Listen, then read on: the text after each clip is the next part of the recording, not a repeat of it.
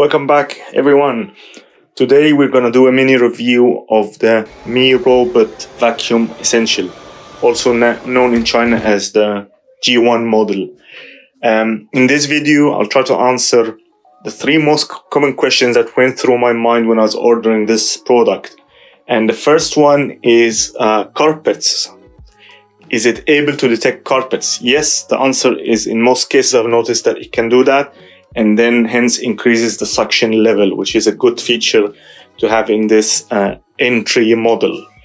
The second question that I was concerned about is door thresholds. And as you can see here, this is a really high threshold in my house. I think almost just shy of 2 centimeters high.